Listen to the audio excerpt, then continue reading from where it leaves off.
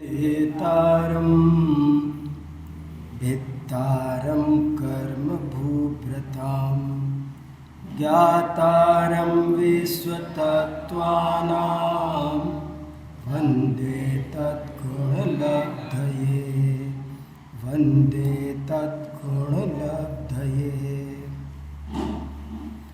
जो मोक्ष मार्ग के नेता हैं, कर्म पर्वतों के भेदता हैं और सर्व तत्वों के ज्ञाता हैं, उन वीतराग सर्वज्ञ एवं हितोपदेशी जिनेंद्र भगवान को मैं इन्हीं गुणों की प्राप्ति की भावना से भक्तिपूर्वक प्रणाम करता हूँ। अभी हम सब द्रव्य सात गुण सात पर्याय सत की जैन दर्शन की क्रांतिकारी बात का स्वाध्याय कर रहे थे। ये जैन दर्शन की मौलिक देन है। परीक्षा मुख में न्याय शास्त्र का ग्रंथ है परीक्षा मुख, उसमें सहायता शब्द का पर्यायवाची लिखा है व्यवधान। सहायता को का पर्यायवाची है व्यवधान। प्रतीत्यंतरा व्यवधाने, माने परमार्थ से देखा जाए तो इस विश्व में सहायता नाम की कोई वस्तु नहीं होती है। सहायता के नाम पर जो कुछ होता है वो व्यवधान है। ये न्याय शास्त्र सिद्ध करता है। मैंने इन दिनों एक आधा पौना पेज का एक छोटा सा लेख लिखा है, जैन दर्शन की 10 क्रांतिकारी बातें। 10 पॉइंट आगम में से ऐसे की ऐसे लिखे हैं और उनमें उनको कभी बाद में चर्चा करूँगा। पर मुझे जो चीज़ आज मैं पिछले 60 वर्ष से जैन दर्शन को पढ़ता हूँ, पढ़ाता हूँ और अपनी शक्ति अनुसार 24 घंटे इसमें लगा हुआ हूँ, मेरी भावना अनुसार, फिर भी जितना उपयोग इधर उधर जाता है वो जाता भी होगा, लेकिन मैंने जो कुछ पाया है वो जैन दर्शन की 10 क्या खास बात है, कैसे वो विशेष है, वो लिखी हैं। उनमें से एक वाक्य लिखा है मोक्ष पाहुड़ में से, पर दव्वादो दुग्गति सग दव्वादो दुहोदि सुगति। पर द्रव्य से दुर्गति होती है, ये जैन दर्शन की क्रांतिकारी बात है। बहुत गहराई से समझने लायक बात है। पर द्रव्य का लक्ष्य करने से दुर्गति होती है। पूरा जैन दर्शन एक आधी लाइन में आ गया। पर दव्वादो दुग्गति, पर द्रव्य की तरफ लक्ष्य भी नहीं जाना चाहिए। ये जैन दर्शन का पहला पाठ है, पहला पाठ है और कोई मतलब नहीं। आप 2 द्रव्य को 2 कर दो तो जैन दर्शन समझे, नहीं तो नहीं समझे।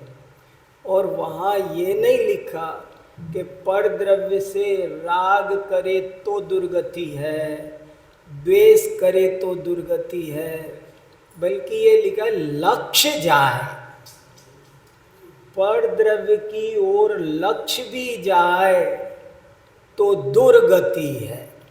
और बार बार उसके आगे पीछे की 10 गाथाएं पढ़ जाओ तो वो विषय और भी क्लियर होता है।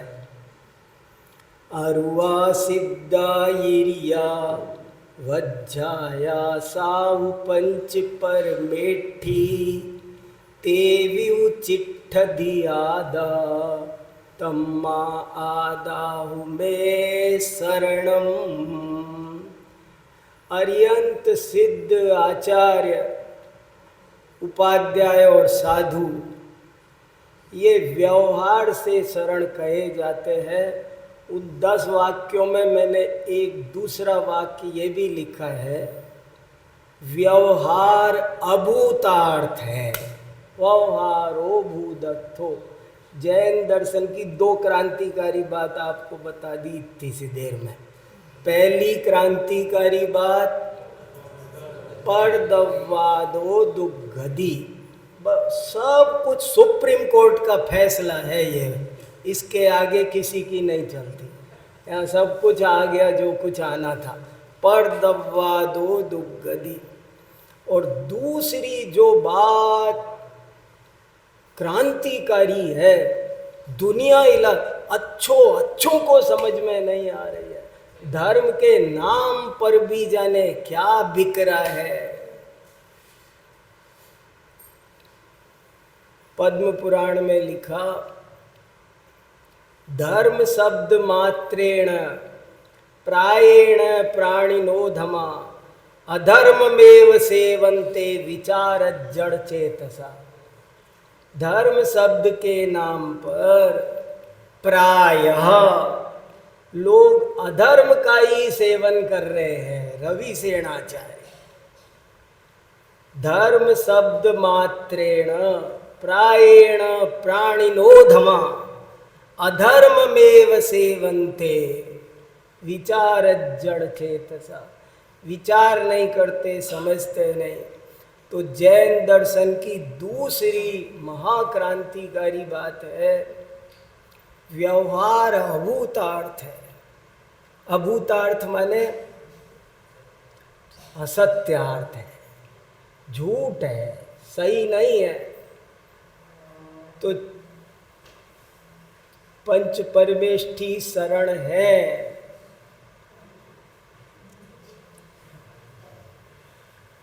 ये बात अभूतार्थ है।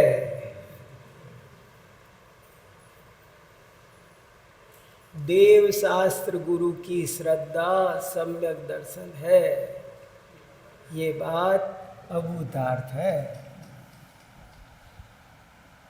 पंचास्तिकाय की गाथा नंबर 170, 71, 72, 73, 3-4 गाथाएं पढ़ो। पंचरत्न की कही जाती है, क्रांतिकारी गाथाएं हैं।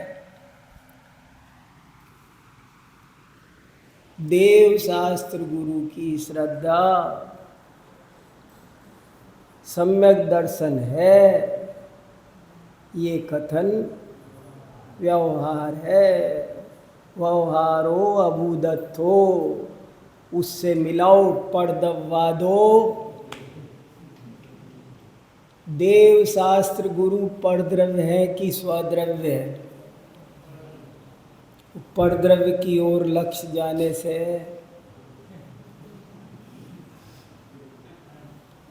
धरे रह जाएंगे 56 इंच के कलेजे वाले। क्या बात है। जैसे नाचार्य ने उदाहरण दिया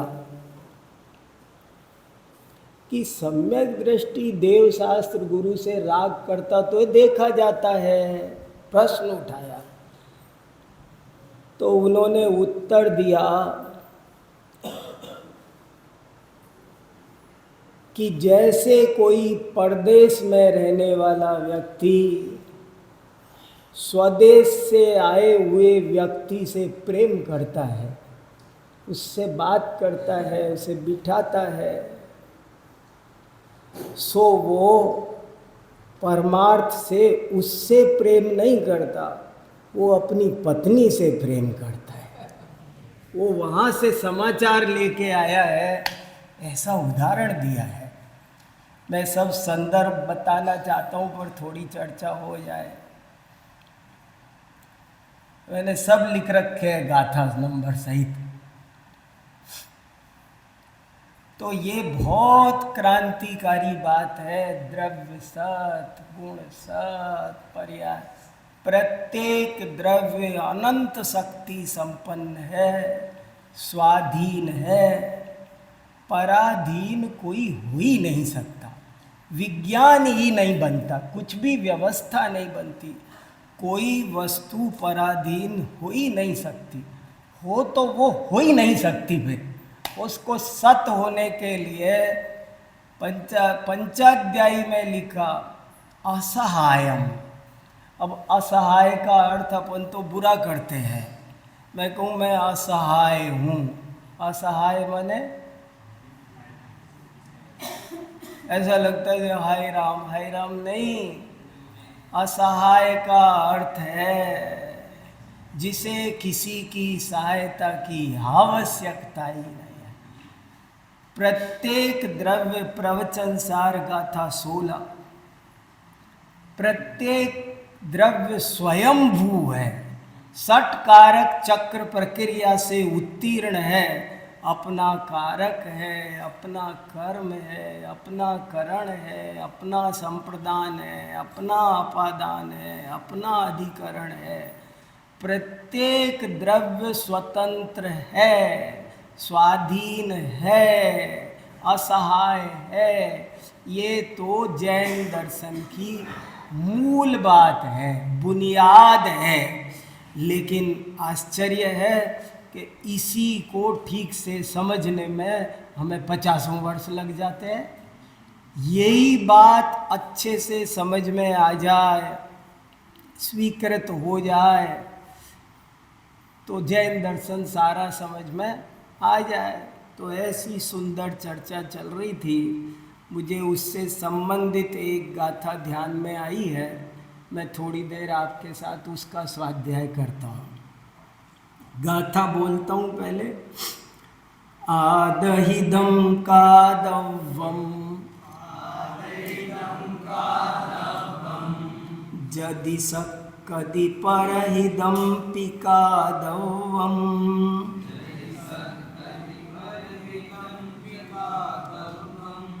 आदहिद परहिदादो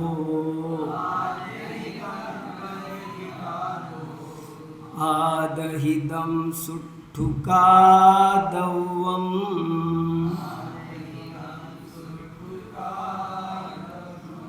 सुन रखिए, लगता है आपने दोहरा रहे हो ना।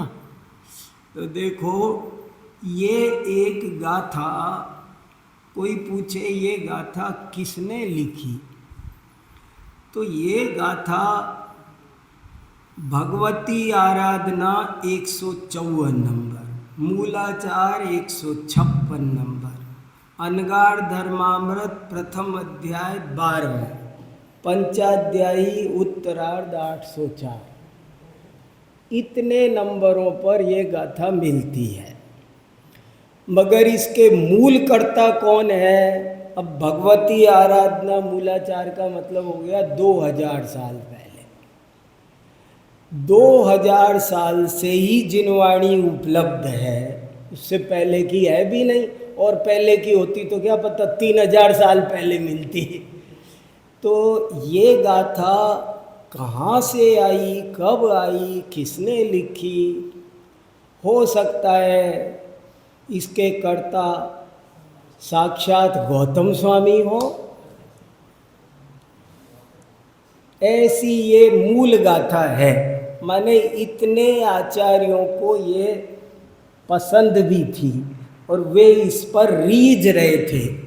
और इस गाथा का एक बार हिंदी अर्थ सुन लें, तब इसकी व्याख्या में आनंद आएगा। क्या लिखा है? आदहिदं कादव्वम, आत्महित करना चाहिए, आत्महित करो, अपना हित करो। जदि सक्कदि परहिदं पिकादव्वम, जदि सक्कदि, यदि शक्य हो, इफ पॉसिबल, यदि शक्य हो तो परहित भी करो।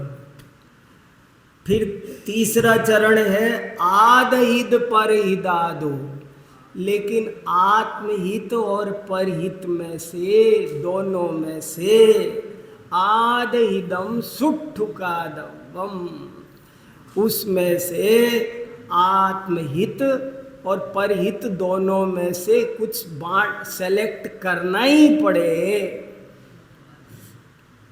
मुख्य करना हो तो जीवन में आदहिदम सुठुकादवम, उसे आत्महित ही भली भांति करना चाहिए। देखो, इसमें कोई डाउट नहीं है कि इस गाथा में ये भी लिख दिया कि परहित भी करो, लिख तो दिया ना, यदि सक्कदि परहिदम्पि। लेकिन जितने भी आचार्यों ने इस गाथा को उद्धृत किया है, उन सब ने इस गाथा को परहित वाले एंगल पर उद्धृत नहीं किया है। उनने सब ने इसको उद्धृत किया है कि इसमें आत्महित की पर कितना जोर दिया गया है, इसलिए ये उद्धृत की गई है। माने जोर किस पे दिया? आत्महित पर। आदहिदम कादवम जदि सक्कदि परहिदम्पि कादवम, आदहिद परहिदादो आदहिदम सुठुकादवम। मुझे बहुत प्रिय गाथा है ये, और इसमें मेरे को बहुत ज़्यादा भाव भाषित होता है। मैंने इस गाथा की व्याख्या लिखी है 6 पेज में, इसकी व्याख्या लिखी है 6 पेज में। मैंने अपने आनंद के लिए लिखी है। मुझे लाभ इसमें कितनी बातें छुपी हुई है, और इसमें कितनी ये जो बात है कि तुम परहित की चिंता छोड़कर स्वहित करो, तुम आत्महित करो, ये बात अनेक दृष्टियों से वैज्ञानिक बात है, अनेक दृष्टियों से। कैसे? पहले नंबर तो यही देख लो भाई, मुझे तैरना आता होगा तो ना मैं दूसरे को तैरना सिखाऊंगा। मुझे तैरना नहीं आता तो दूसरे को क्या सिखाऊंगा? मैंने खुद पीएचडी नहीं की तो किसको पीएचडी करा सकता हूं?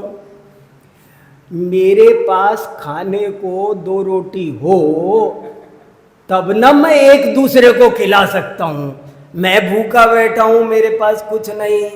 पहला तर्क तो ये है कि जो स्वयं धनवान हो वो दूसरे को धन दे सकता है, खुद कंगाल हो तो दूसरे को माल दे सकता। इसलिए पहले अपना पेट भरो, पहले खुद सीखो, ये बहुत जरूरी है। ऐसे डॉक्टर से कौन इलाज कराएगा कि जिसे स्वयं इलाज करना नहीं आता हो? इसलिए पहले तो जिसे खुद गणित आता होगा वो दूसरे को सब चीजों में लगा लेना। और बहुत सारे तर्क हैं। अपना हित करो, ये बात में परहित बिना किए ऑटोमेटिकली हो जाता है। कैसे हो जाता है? यदि सब घर वाले अपने अपने घर के आगे झाड़ू लगा लें तो मोहल्ला साफ होगा कि नहीं? तो विश्व का हित की बात कैसे होगी? यदि सब लोग अपना अपना हित कर लें तो समाज का हित बिना किए हो जाएगा। मार्ग, विश्व हित का मार्ग भी ऐसे चलता है, यही साइंस है। पर हित कोई सीधा सीधा कर नहीं सकता है, ये विज्ञान है। हमारे गांव में एक कहावत चलती है, समझे तो अपने आप से नहीं तर किसी के बाप से। कौन किसको समझा सकता है? ये भी सोचो, ये भी सोचो, समझा कौन किसको सकता है? तीर्थंकर अपने पोते को भी समझा सकते नहीं। कौन किसको? यदि सक्कदि परहिदम्पि कादवम कह तो दिया, लेकिन यदि सक्कदि लगा दिया सारा का सारा। गिरा दिया महल बना करके। यदि सक्कदी लगा दिया ने, बात रख ली। जैन आचार्य लोक विरुद्ध नहीं चलते। जहां सारी दुनिया में बात चल रही हो कि परहित सरिस धर्म नहीं भाई।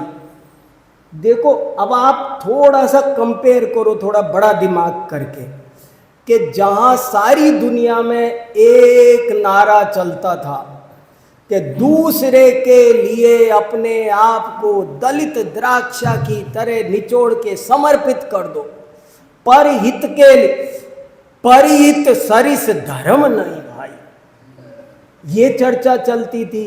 व्यास ऋषि से पूछा, अष्टादश पुराणेषु व्यासस्य वचनद्वयम्, कि क्या है सार महाराज 18 महापुराणों का? कि एक ही सार है, रात और दिन 24 घंटे मन से, वचन से, काय से, तन से, मन से, धन से, बेटा परहित में समर्पित हो जाओ, जीवन परहित में समर्पित कर दो। बस यही 18 महापुराणों का। जहां ये धारा बह रही हो पूरे देश में, वहां पर आचार्यों ने कहा, पढ़ दवा दो दुगदी, बम पटक दिया ईरान पर। परहित सरिस धर्म, क्रांतिकारी बात समझ में आया? पढ़ दवा दो दुगदी, परहित कोई कर नहीं सकता। पहले ये बात समझो, पहले ये बात समझो, वज्र लेख है ये, कि कोई किसी का हित आज तक न कर पाया, न कर पा रहा है, न कर पाएगा, असंभव।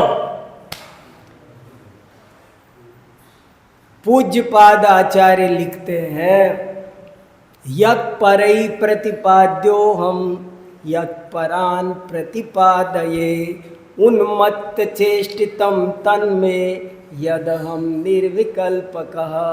क्या लिखते हैं, देखो तो सही, लिखते क्या है? जैन आचार्य क्या लिख रहे हैं? पूज्यपाद स्वामी क्या लिख रहे हैं? पूज्यपाद स्वामी महाप्रकांड विद्वान, जिन्होंने मनस अपाकुर्वन्ति अद्वाच काय वाक् चित्त संभवम कलंक मंगिनाम सोयम देवनंदी नमस्यते। सब बड़े बड़े आचार्य जिन देवनंदी आचार्य को प्रणाम करते हैं, व्याकरण शास्त्र के धुरंधर, आरोग्य शास्त्र के धुरंधर, दर्शन शास्त्र के धुरंधर, अध्यात्म विद्या के धुरंधर, नाना प्रकार की रिद्धियां जिनके पास थी, ऐसे पूज्यपाद आचार्य कहां से, क्या समझ में आया उन्हें? क्या लिख रहे हैं?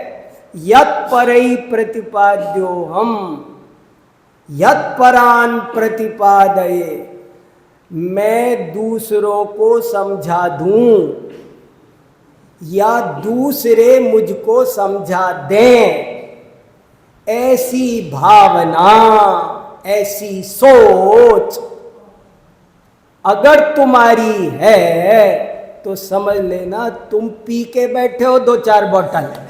मैं नहीं लिख रहा हूं, वहां लिखा है उन्मत्त चेष्टा। जो ऐसा सोचता है कि कोई मुझे समझे, अरे कोई मुझे कहाँ जाऊं, कहाँ जाऊं, अरे कोई मुझे समझा दे, कोई मुझे कहाँ जाऊं, किससे समझूं, किससे समझूं, कोई मुझे समझा, कोई मुझे समझा दे, अथवा मैं उसको समझा दूं, चलूं उनको समझा के आता हूं। सो क्या है ये? क्या कहा इस भावना को? इस भावना को क्या, इस भावना के लिए अभिनंदन होना चाहिए ना, मुझे अवार्ड मिलना चाहिए, पद्मश्री। दुनिया में तो चल रहा है, यही सब चल रहा है। इसीलिए जैन दर्शन की क्रांतिकारी बात बॉम्ब जैसी है, व्यवहारो भूदत्थो, व्यवहार अभूतार्थ। परमाणु बॉम्ब है जैन दर्शन के पास, बड़े बड़े मिथ्यात्व के पर्वत, भित्तारम कर्म भोव्रताम, कर्म के वज्र पर्वत जिससे नहीं टूटे, पर दबवा दो दुग्गई डालो उस पर, चकना चूर हो जाएगा। हो आरो भूदत्तो डालो उस पर, 148 प्रक्रियाओं तर तर भागेगी, टिक नहीं सकती, टिक नहीं सकती। बताओ, यत् परई प्रतिपाद्यो हम, मुझे तो नींद में भी चलती है ये बात। यत् परई प्रतिपाद्यो हम यत् परान प्रतिपादये, उन्मत्त चेष्टितम तन्मे यद हम निर्विकल्पका। कोई मुझे समझा दे, समझने की भावना अभिनंदन योग्य है, समझाने की भावना अभिनंदन योग्य है। नोबेल पुरस्कार मिलते हैं, इन्हीं कामों के लिए तो मिलते भैया। मगर व्यवहारो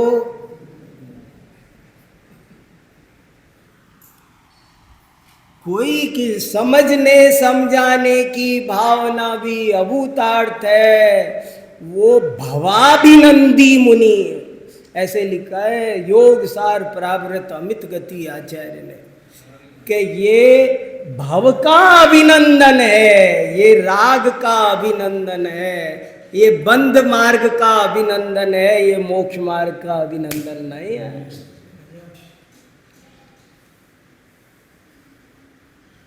जैन दर्शन पाया,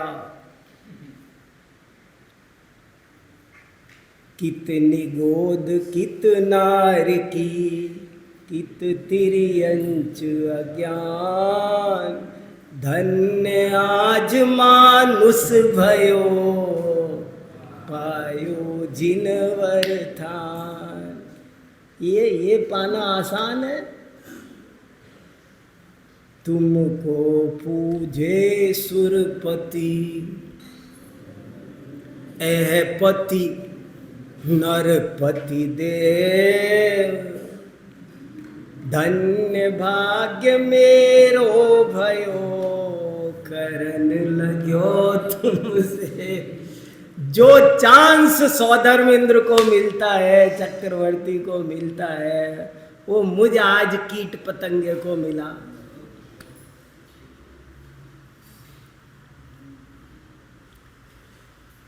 कोई किसी को समझा नहीं सकता।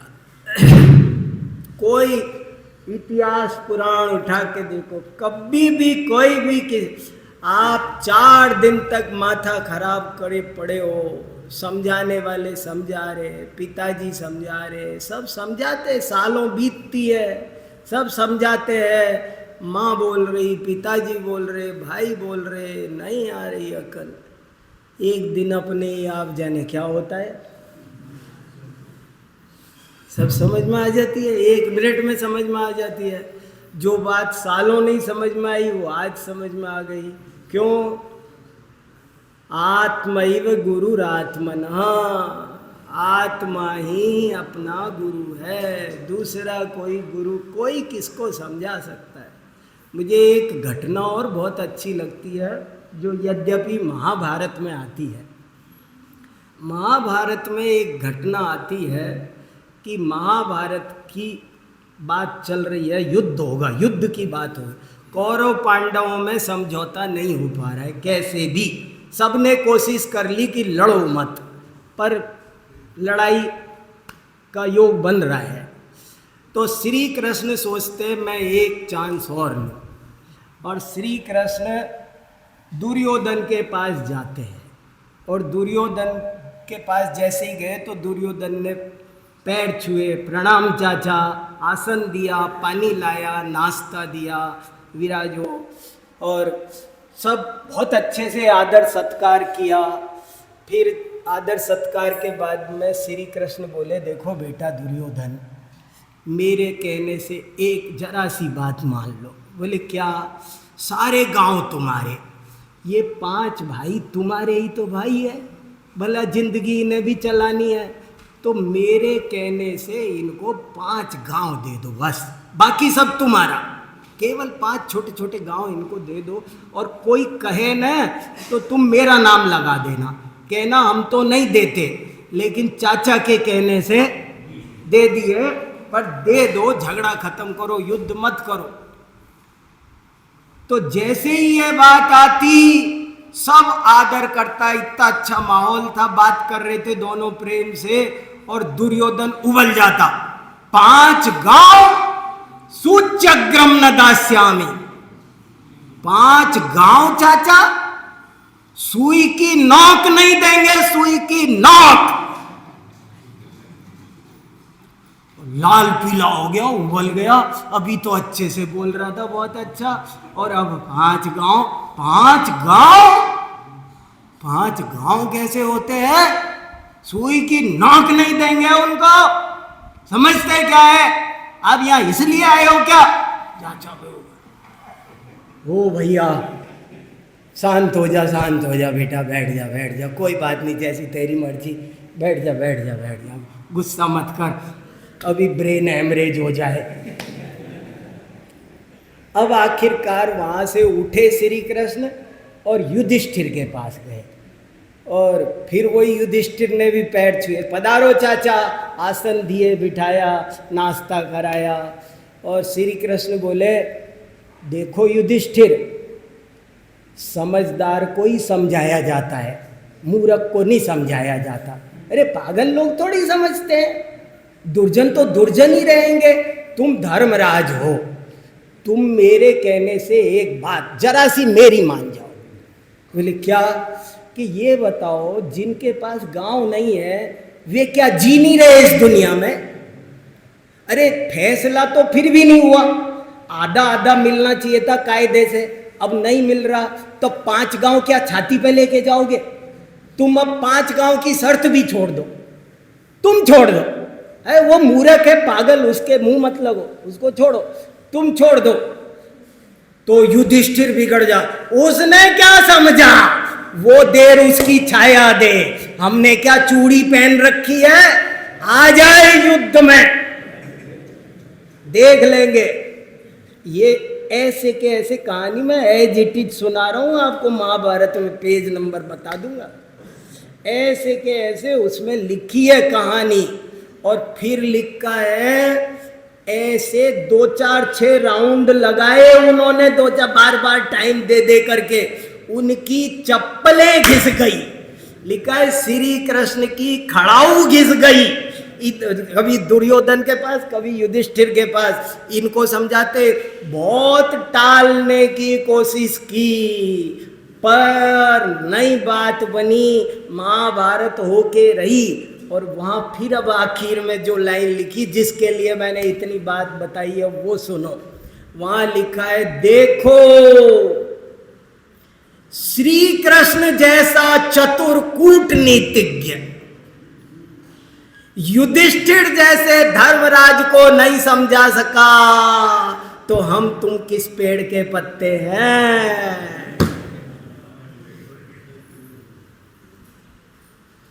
इसलिए कोई किसी को समझा नहीं सकता है। परद्रव्य से लक्ष्य छोड़ दो और पूरी तरह अपने पर लगा दो। अरे सुधा, बहुत अच्छी 2 पंक्तियां हमारे एक गुरुजी सुनाते।